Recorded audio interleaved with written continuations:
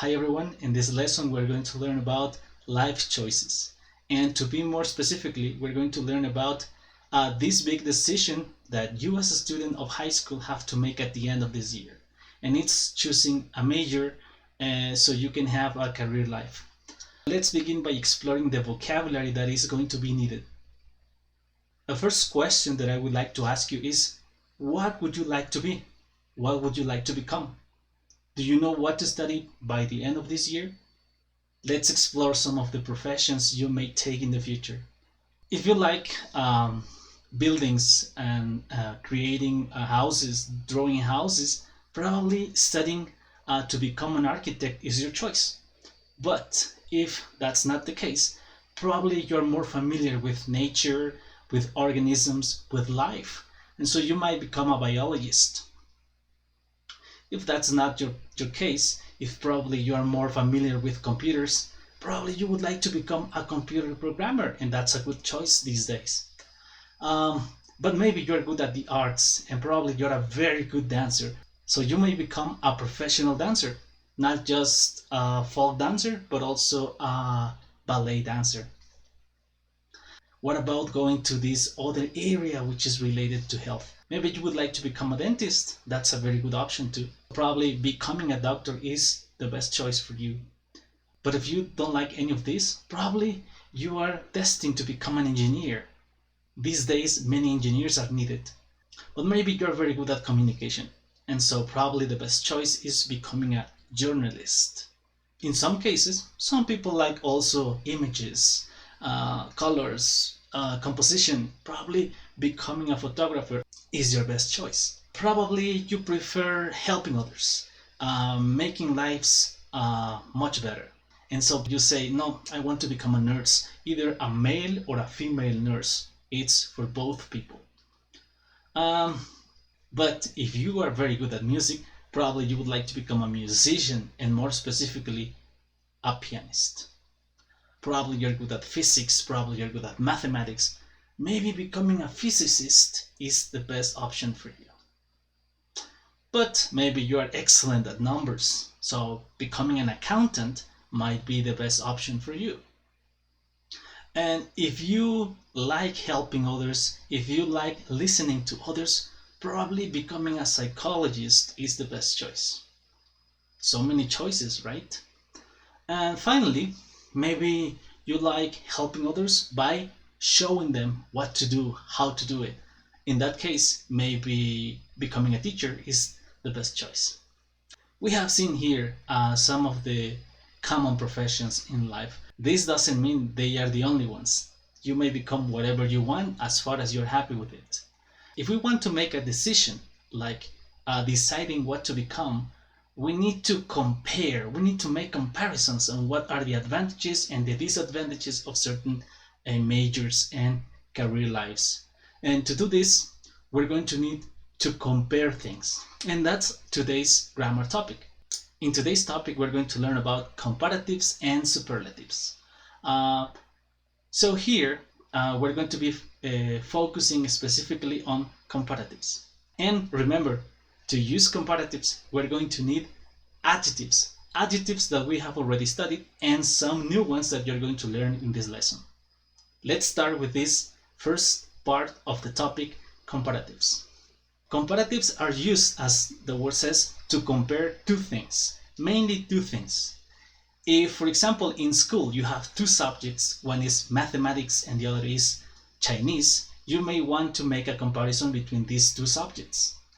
In my case, I would say, for example, that Chinese is harder than mathematics for me. This might not be the case for everyone. Some people are very good at learning languages, and probably they could say that Chinese is easier than mathematics. We don't know. Another example here, for example.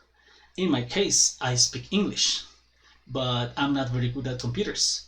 So what I could say is that speaking English is easier than programming. Okay, these are two examples.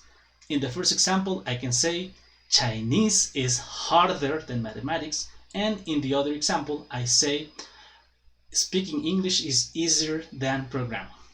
let's see how we form and use comparatives. One of the first things you need to know is that in English there are certain words that are called adjectives, and you already studied some of these words.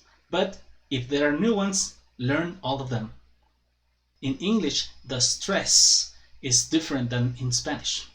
This means the words are pronounced differently. Words in English, as in Spanish, are separated in syllables. We're going to begin with the first group of words. These words are one-syllable words. And a good way of knowing when a word is only one syllable long, what we can do is to clap and see if the word is 1, 2, 3 or more syllables. Let's begin with the word short. The word short, one clap, short, it's only one syllable. The word tall, tall, only one syllable. And if I continue with the other words, they are all only one syllable.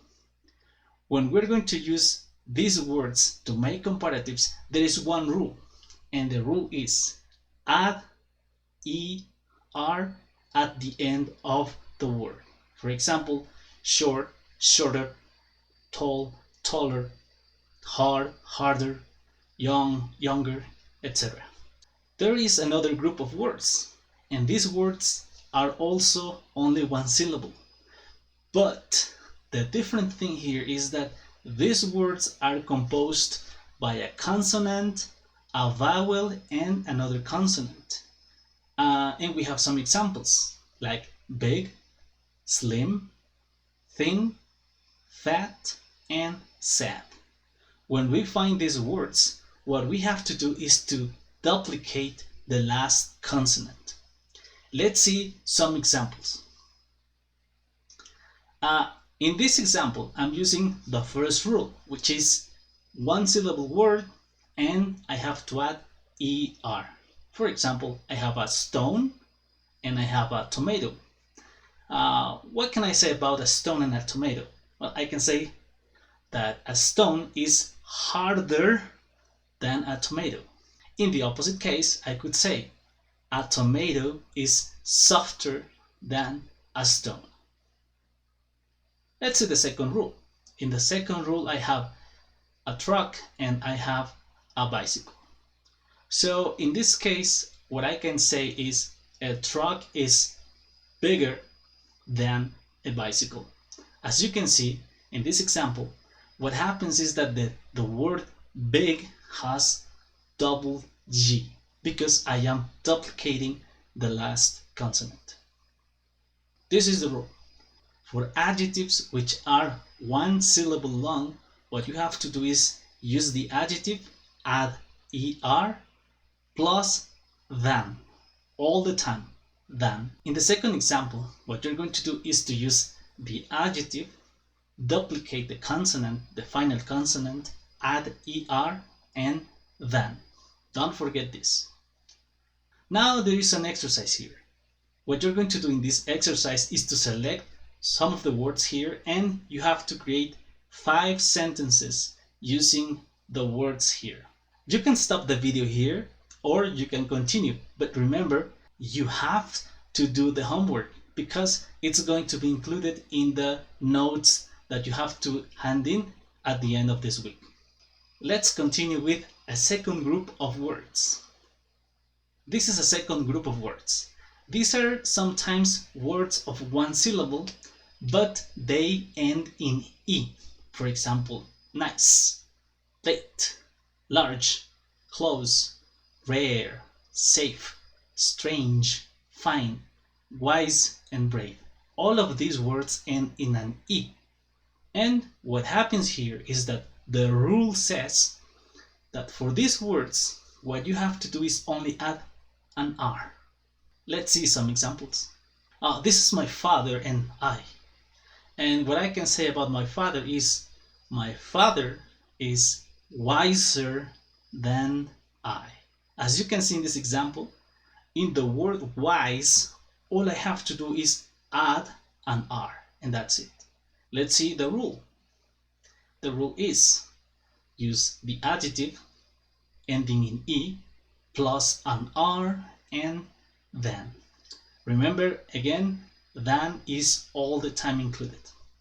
There is another exercise that you have to do here. In this exercise, you have to choose only 2 adjectives from these lists and create 2 sentences. This is also going to be included in your notes for this week. So please do this exercise. You can stop the video here or you can continue. But remember to do the exercise. Let's continue with the next group of words. This group of words end in Y. For this group of words, there is also a rule. The rule says if there is a word ending in Y, what you have to do is to eliminate the Y and add IER. That's all you have to do for this group of words. And these words are, for example, happy, angry, skinny, friendly, busy, noisy, dirty, among other words. Let's see the examples. In this case, I have a cow and I have an ant. In terms of weight, what I can say is that a cow is heavier than an ant. As you can see, the word heavy ends in Y. But what I did was to eliminate the letter Y and I added IER. Let's see the rule. The rule says the adjective ending in Y plus IER and than. Remember to use than all the time. There is another exercise. You're going to choose 3 of the words listed here and create 3 examples using adjectives to compare things. Remember, this has to be included in the notes for this week. You can stop the video here or you can continue. There is one last group of words. These words are words that are 2 syllables or more. Remember, in the very first group of words, we said that words are divided in syllables. And we could divide these words by clapping. Let's see how many syllables are found in these words. Let me begin by the word honest. Honest. 2 syllables. Demanding. Demanding. 3 syllables. If I continue with the other words, I am going to find words with 2 or more syllables. For these words, there is a rule, and the rule says for the words that are 2 or more syllables long, what you have to do is add the word more at the beginning of these words. Let's see in the examples how we can use them. Here I have a video from YouTube and a book. What I can say about these two is a video is more entertaining than a book. Well, sometimes it's more entertaining because in other cases books are more entertaining, but well, this is just an example. Let's see how we have to use this rule. The rule is use more plus the adjective plus than. This is a last exercise of words of 2 or more syllables to make comparisons. Here you have to choose 3 adjectives and create 3 sentences to make comparisons. Remember, this has to be included in your notes for this week. You can stop the video here or you can continue, but don't miss the exercise. We have finished with this first part of comparatives and superlatives. We studied basically comparatives, and remember, comparatives are used to compare 2 things, 2 objects, 2 people, 2 situations. There are some rules. Remember that there are adjectives of 1 syllable, adjectives ending in Y, adjectives ending in E, adjectives in which we have to duplicate the last consonant. Our next topic is going to be superlatives. This is the second part of this class, and here we're going to learn about superlatives. We already have some basis about adjectives and how we can use them to make comparisons, but here we're going to learn about superlatives. Let's begin with this second part. Now, in comparisons, we only used two things, two situations. But when we talk about superlatives, we talk about three or more objects, three or more people, three or more subjects, three or more situations, etc. Here I have three different school subjects. Number one, mathematics, Chinese, and English. In superlatives, only one thing, one object is the most relevant thing. Let's see this example. Chinese, remember we were talking about mathematics, Chinese, and English. In my case, I could say that from those three school subjects, Chinese is the most difficult subject in school. With this example, we introduce the new topic, which is superlatives. Let's learn about the rules and the words we can use to use superlatives. Remember that in the first part of this video, we talked about adjectives of one syllable. The same happens here. Rules are similar, not the same, but similar.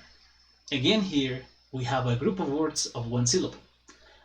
For these words, what we have to do is to add est at the end of the word.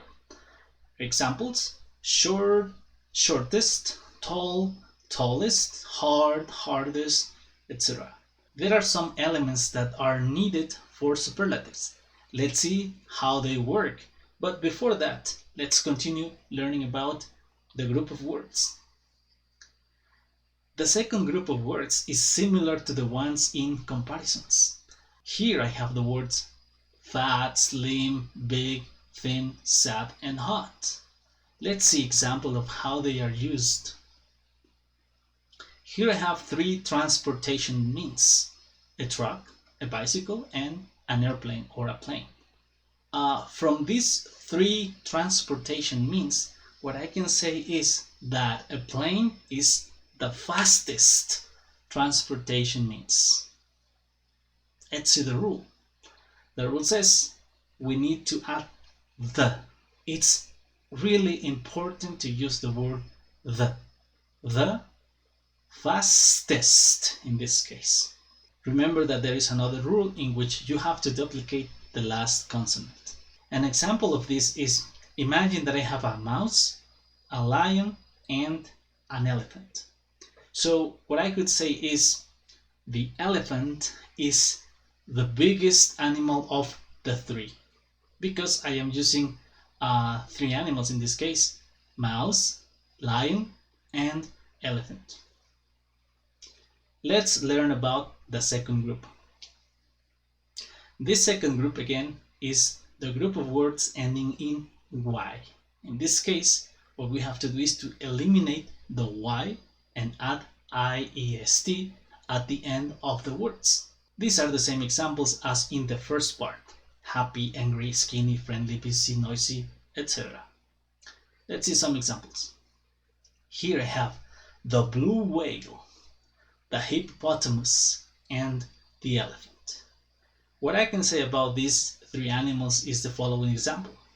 The blue whale is the heaviest mammal on earth. As you can see, I am using heavy. And what I did here is to add the word the, heavy, I eliminate the y, and I add iest. Let's see the rule. In this case, the adjective plus iest. This is the last group of words. These words are two-syllable words or more. This is similar to the first part with comparatives. In this case, what I'm going to do is to add the most. Let's see how this works. Here I have tennis, basketball, and soccer. And what I can say about these three sports is soccer is the most popular sport in the world. As you can see here, I am using now the, most, and popular. Popular is a word of three syllables. Popular. Three syllables. Let's see the rule. The rule says the most plus the adjective. And this is the last exercise of this lesson. You're going to choose 6 words from all the adjectives in the superlative part, and you're going to write 6 sentences. You have to include these exercises in your notes for this week. This is all for this lesson. Thank you very much. I will see you in the next video.